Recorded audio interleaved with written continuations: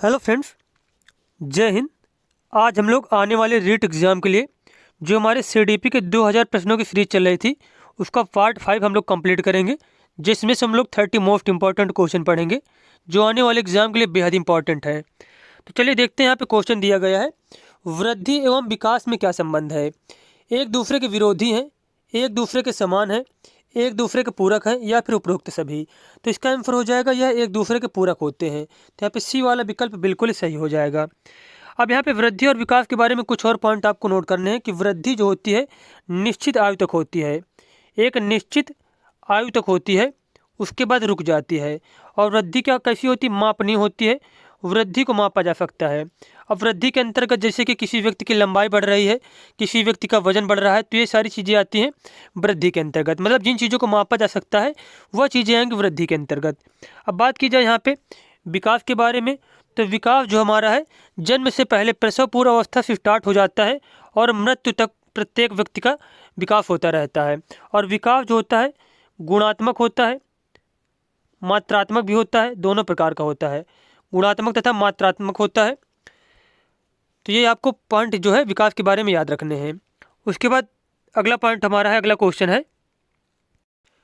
अब यहाँ पे नेक्स्ट क्वेश्चन दिया गया है, बाल विकास का सही क्रम है प्रौढ़ावस्था, किशोरावस्था, बाल्यावस्था, पूर्व किशोरावस्था, मध्य किशोरावस्था या फिर उसके बाद फिर किशोरावस्था, बाल्यावस्था, किशोरावस्था, प्रौढ़ावस्था या फिर इनमें से कोई नहीं? तो इसमें से सही ऑप्शन हो जाएगा, यहाँ आप देखो शैशव अवस्था दी नहीं गई है, उसके बाद दी गई बाल्यावस्था, फिर उसके बाद किशोरावस्था, फिर प्रौढ़ावस्था। तो यहाँ पे सही विकल्प हो जाएगा सी नंबर हमारा सही दिया गया है क्रम, कि सबसे पहले शैशव अवस्था होती है। शैशव अवस्था नहीं दी गई तो कोई बात नहीं, बाल्यावस्था से हम लोग स्टार्ट करेंगे, बाल्यावस्था, किशोरावस्था, प्रौढ़ावस्था। तो यहाँ पे सी वाला विकल्प हमारा बिल्कुल ही सही हो जाएगा। उसके बाद देखते हैं हम लोग अगला प्रश्न यहाँ पे। अब यहाँ पे नेक्स्ट क्वेश्चन हमारा है, विकास में वृद्धि से तात्पर्य है। विकास में वृद्धि से क्या तात्पर्य होता है? ज्ञान में वृद्धि, संवेग में वृद्धि, वजन में वृद्धि, आकार, सोच, समझ या फिर कौशलों में वृद्धि। तो अभी हम लोगों ने पढ़ा था कि वृद्धि के बारे में, जैसे किसी व्यक्ति की लंबाई, वजन अगर बढ़ रही है तो ये चीज़ें वृद्धि के अंतर्गत आती हैं। तो यहाँ पे भी यही क्वेश्चन पूछ लिया गया है कि विकास में वृद्धि से क्या तात्पर्य है? तो इसका आंसर हो जाएगा वजन में वृद्धि, वजन में वृद्धि। अगला क्वेश्चन यहाँ पे दिया गया है, शारीरिक विकास का क्षेत्र है स्नायुमंडल, स्मृति, अभिप्रेरणा या फिर समायोजन। तो शारीरिक विकास का क्षेत्र होता है स्नायुमंडल, स्नायुमंडल। अगला क्वेश्चन यहाँ पे दिया गया है, मानसिक विकास को प्रभावित करने वाले कारक हैं वंशानुक्रम, परिवार का वातावरण, परिवार की सामाजिक स्थिति या फिर उपरोक्त सभी। तो इस क्वेश्चन का आंसर हो जाएगा उपरोक्त सभी। मानसिक विकास को वंशानुक्रम भी प्रभावित करेगा, परिवार का वातावरण भी, परिवार की सामाजिक स्थिति भी प्रभावित करेगी। तो इसका आंसर हो जाएगा उपरोक्त सभी।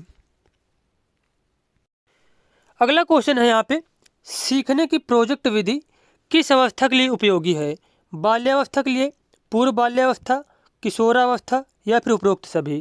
तो इसका क्वेश्चन का आंसर हो जाएगा कि प्रोजेक्ट विधि जो होती है वह बाल्यावस्था, किशोरावस्था, पूर्व बाल्यावस्था, इन सभी के लिए क्या है इंपॉर्टेंट होती है। तो इसका आंसर हो जाएगा उपरोक्त सभी, उपरोक्त सभी। अगला प्रश्न यहाँ पे दिया गया है, बाल्यावस्था होती है, बाल्यावस्था होती है 12 वर्ष तक, और कब से स्टार्ट होती है? तो 6 वर्ष से स्टार्ट होती है और कब तक रहती है? 12 वर्ष तक। अगला प्रश्न यहाँ पे दिया गया है, निम्नलिखित में से कौन सी किशोरावस्था की मुख्य समस्या है? संवेगात्मक समस्याएं, शारीरिक परिवर्तनों की समस्याएं, समायोजन की समस्याएं या फिर उपरोक्त सभी?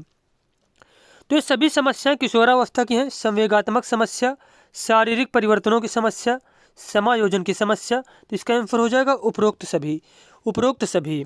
और किशोरावस्था के बारे में स्टैनले हॉल ने कहा था कि यह संघर्ष, तनाव, तूफान और विरोध की अवस्था है। तो ये भी आपको याद रखना है। उसके बाद क्वेश्चन यहाँ पे दिया गया है, विकास शुरू होता है बाल्यावस्था से, प्रसव पूर्व अवस्था से, शैशवावस्था से या फिर पूर्व बाल्यावस्था से? तभी हम लोगों ने इसके पहले ही क्वेश्चन में, पहले वाला जो हमारा क्वेश्चन था उसी में हम लोगों ने पढ़ा था कि विकास शुरू होता है प्रसव पूर्व अवस्था से, प्रसव पूर्व अवस्था से।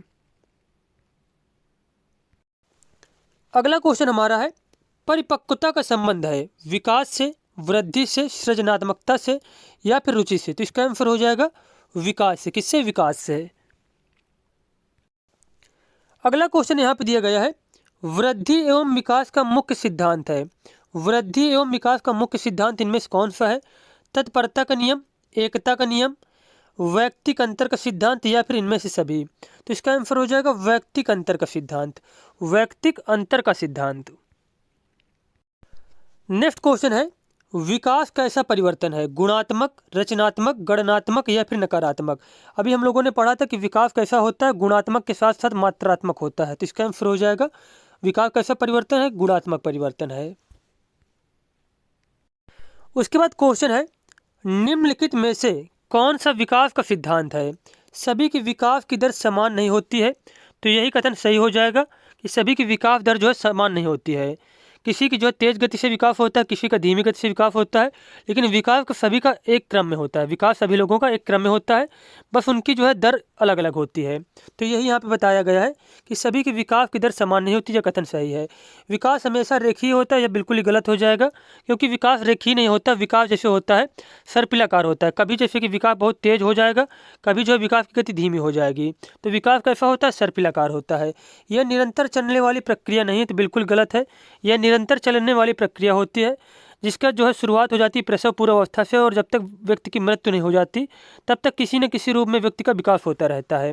विकास की सभी प्रक्रिया अंतर संबंधित नहीं है, तो बिल्कुल ही गलत है। क्योंकि विकास में अगर जैसे किसी की शारीरिक विकास जो दिक्कत है शारीरिक विकास में, तो ज़्यादातर क्या है उसके मानसिक विकास में भी दिक्कत होगी, संवेगात्मक विकास में भी दिक्कत होगी। तो यहाँ पे जो है डी वाला भी ऑप्शन गलत दिया गया है। तो इसका जो विकास सिद्धांत है कि सभी विकास की दर समान नहीं होती है, यही कथन यहाँ पे सही दिया गया है। अगला क्वेश्चन यहाँ पे दिया गया है, किस आयु काल में मानसिक विकास अपनी उच्चतम सीमा पर पहुँच जाता है? 10 से 15 वर्ष में, 10 से 20 वर्ष में, 20 से 25 वर्ष में या फिर 5 से 10 वर्ष में? तो इसका आंसर हो जाएगा 10 से 15 वर्ष में। 10 से 15 वर्ष में। उसके बाद क्वेश्चन है, मनोविज्ञान सामान्यतया मानव में से संबंधित होता है, भावनाओं से, विचारों से, आचरण से या फिर ये सभी? तो इसका आंसर हो जाएगा कि मनोविज्ञान सामान्यतः मानव की भावनाओं, विचारों और आचरण सभी से संबंधित होता है। तो इसका आंसर हो जाएगा डी नंबर। ये सभी यहाँ पे बिल्कुल ही सही दिए गए हैं। अगला प्रश्न यहाँ पे दिया गया है, शिक्षा को किसी व्यक्ति की अपनी जिंदगी बनाने में सक्षम बनाने वाली होनी चाहिए। बेहतर, संतोषजनक, सार्थक, सभी संबंधितों के लिए महत्वपूर्ण। तो शिक्षा को किसी व्यक्ति की अपनी जिंदगी सभी संबंधितों के लिए महत्वपूर्ण बनाने में सक्षम बनाने वाली होना चाहिए। तो यहाँ पर डी ऑप्शन सही हो जाएगा। सभी संबंधितों के लिए महत्वपूर्ण से तात्पर्य है कि शिक्षा को जो व्यक्ति है उसका सर्वांगीण विकास करना चाहिए, उसका मानसिक विकास भी करना चाहिए, संवेगात्मक विकास भी करना चाहिए। मतलब शिक्षा के द्वारा सभी प्रकार के विकास होने चाहिए। अगला प्रश्न यहाँ पे दिया गया है, शिक्षा का मुख्य उद्देश्य होता है व्यक्ति के का विकास करना। किसका विकास करना? ज्ञान के विकास करना, शरीर का, व्यक्तित्व का या फिर बुद्धिमत्ता का? तो इसका आंसर हो जाएगा व्यक्तित्व का। व्यक्तित्व के अंतर्गत ही ज्ञान आ जाएगा, बुद्धिमत्ता आ जाएगी। तो इसका आंसर हो जाएगा सी नंबर कि शिक्षा का मुख्य उद्देश्य होता है व्यक्ति के व्यक्तित्व का विकास करना। नेक्स्ट क्वेश्चन यहाँ पे दिया गया है, एक अच्छी उपलब्धि जांच का एक अभिलक्षण निम्नलिखित में से क्या नहीं है? विधि मान्यता, विश्वसनीयता, द्विअर्थकता या फिर वस्तुनिष्ठता? तो यहाँ पे पूछा गया कि एक अच्छी उपलब्धि जांच का अभिलक्षण नहीं है, तो इसका आंसर हो जाएगा द्विअर्थकता। उसके बाद क्वेश्चन यहाँ पे दिया गया है, बच्चे का पहला शिक्षक कौन होता है? माहौल, शिक्षक, माता पिता या फिर इनमें से कोई नहीं? तो बच्चे का पहला शिक्षक कौन होता है? बच्चे के माता पिता होते हैं। अगला क्वेश्चन यहाँ पे दिया गया है, निम्नलिखित में से किस एक प्रोजेक्ट सहायता सामग्री नहीं माना जाता? मतलब किसे एक प्रोजेक्ट सहायता सामग्री नहीं माना जाएगा? स्लाइड प्रोजेक्टर को, ओवरहेड प्रोजेक्टर को, ब्लैक बोर्ड को, ये या फिर एपीडियास्कोप को? तो यहाँ पे ब्लैक बोर्ड जो है इसको प्रोजेक्ट सहायता सामग्री नहीं माना जाता है, जबकि स्लाइड प्रोजेक्टर, ओवरहेड प्रोजेक्टर और एपीडियास्कोप को प्रोजेक्ट सहायता सामग्री माना जाता है। तो यहाँ पे जो है सी वाला विकल्प इसके अनुसार सही हो जाएगा, क्योंकि यहाँ पे निगेटिव पूछा गया है। उसके बाद क्वेश्चन दिया गया है, अनुसंधान से पता चलता है कि सीखने की प्रक्रिया में एक प्रबल चर है, संभवतः योग्यता से भी ज़्यादा महत्वपूर्ण चर है।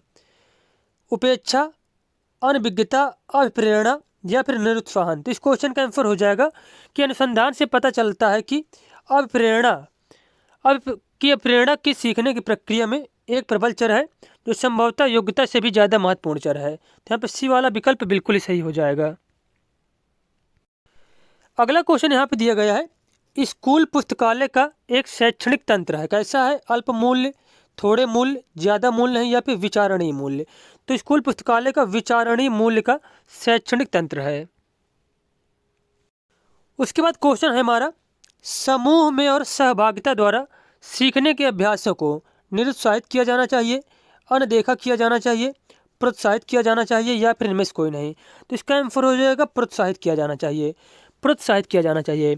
कभी बच्चे को निगेटिव चीज़ें जो है नहीं करने को देना है, ना ही निरुत्साहित करना है, ना अनदेखा करना है, ना कभी उसको हतोत्साहित करना है, ना कभी उसको पुरस्कार देकर चीज़ें सिखानी है, ना कभी उसको दंड देकर चीज़ें सिखानी है। तो ये सारे पॉइंट नहीं करने, क्योंकि ये सारे निगेटिव होते हैं। तो यहाँ पे सी वाला विकल्प सही हो जाएगा। देखते हैं नेक्स्ट क्वेश्चन। अब यहाँ पे अगला प्रश्न है, भारत सरकार ने बच्चों के लिए मुफ्त एवं अनिवार्य शिक्षा अधिकार अधिनियम वर्ष में लागू किया गया, 2006 में, 2007 में, 2008 में या फिर 2009 में? तो यहाँ पे बात की जा रही है RTE एक्ट की, राइट टू एजुकेशन एक्ट की। तो यह कब लागू किया गया था? तो इसका आंसर हो जाएगा 2009 में। 2009 में इसके अंतर्गत बच्चों को 6 से 14 वर्ष के जो बच्चे हैं उनको मुफ्त शिक्षा दी जाती है, और जो दिव्यांग बच्चे हैं उनको 18 वर्ष तक मुफ्त शिक्षा देने का अधिकार दिया गया है। कौन से आर्टिकल के अंतर्गत?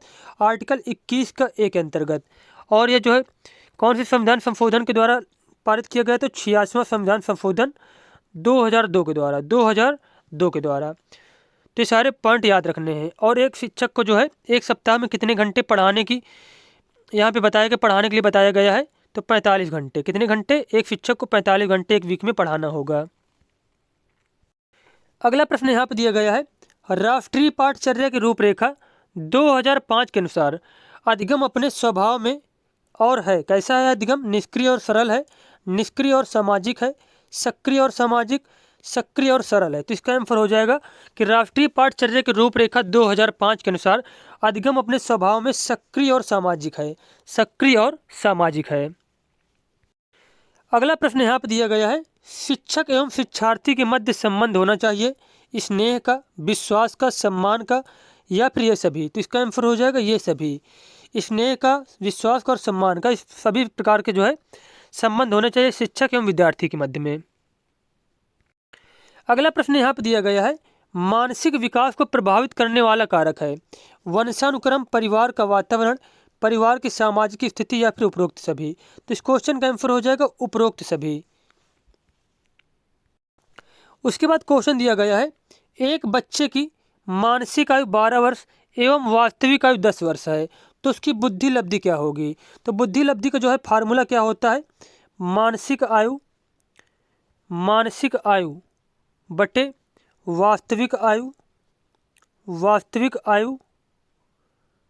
इंटू 100। बुद्धि लब्धि का फार्मूला क्या होता है? मानसिक आयु बटे वास्तविक आयु इंटू 100। तो यहाँ पे बात किया जाए कि जो मानसिक आयु कितनी 12 वर्ष दी गई है, उसके बाद वास्तविक आयु कितनी दी गई 10 वर्ष दी गई है, उसके बाद मल्टीप्लाई करेंगे इसको 100 से, तो 10 इसको डिवाइड करेंगे, आ जाएगा 10, 10 धाम 100 और 12 धाम 120, तो उसकी बुद्धि लब्धि कितनी होगी? 120 हो जाएगी। उसके बाद क्वेश्चन ये रिपीट हो गया क्वेश्चन यहाँ पे कि परिपक्वता का संबंध किससे है? विकास से। किससे? विकास से। उसके बाद ये भी क्वेश्चन रिपीट हो गया कि बाल्यावस्था होती है 12 वर्ष तक और कब से शुरू होती है? 6 वर्ष से। 6 वर्ष से। तो चलिए देखते हैं बाकी क्वेश्चन हम लोग नेक्स्ट वीडियो में पढ़ेंगे। धन्यवाद।